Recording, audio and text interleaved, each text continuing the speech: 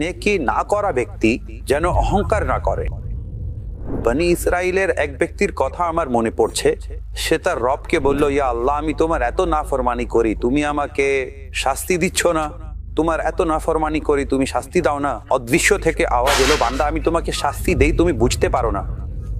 আমি কি তোমার থেকে আমার মুনাজাতের স্বাদ নিয়ে নেইনি?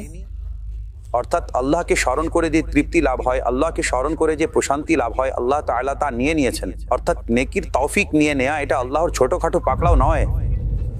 যেসব লোক নেকি থেকে দূরে হয়েছেন, মসজিদ থেকে দূরে, নামাজ থেকে দূরে এবং অন্যান্য নেক কাজ থেকে দূরে, কোরআন থেকে দূরে, অর্থাৎ তাদের ঘরে দুইজন লোক কোরআন পড়ছে, যেমন আপনারা যারা আমাকে দেখছেন শুনছেন, হতে পারে আপনার ঘরে আপনার সন্তানের মা কোরআন পড়ছেন অথচ আপনার কোরআন তিলাওয়াতের তৌফিক হচ্ছে না।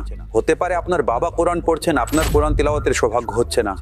আপনার বোন কোরআন পড়ছেন কিন্তু আরেক বোন কোরআন তিলাওয়াতের তৌফিক পাচ্ছে না।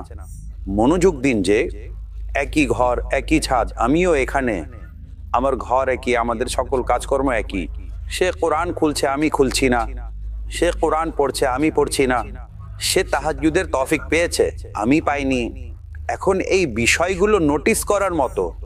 তাকে আল্লাহ পাক ইবাদতের তৌফিক দিয়েছেন, তার জন্য আল্লাহ পাক ইবাদতের দরজা খুলেছেন, তার জন্য আল্লাহ পাক ইবাদতকে সহজ করেছেন। হে মওলা, আমিও তোমার বান্দা, হে মওলা, আমিও তোমার বান্দি, আমি কেন করছি না?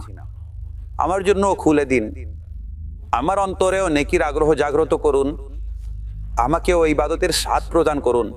অর্থাৎ আমি কখনো কখনো চিন্তা করতাম যে প্রতিদিন এক এক খতম কোরআন, প্রতিদিন 2-2, 4-4 ঘন্টা নামাজ, আমি এগুলো কিতাবে পড়েছি, কিন্তু সোশ্যাল মিডিয়া এর উত্তর দিয়ে দিয়েছে। মানুষ বসে আছে, ঘন্টা ঘন্টা বসে আছে, জানা গেল তাদেরকে একটি স্বাদ বসিয়ে রেখেছে। যেভাবে তোমাদেরকে মোবাইলের স্বাদ বসিয়ে রেখেছে, বিশ্বাস করো তাদেরকে কোরআনের স্বাদ বসিয়ে রেখেছে।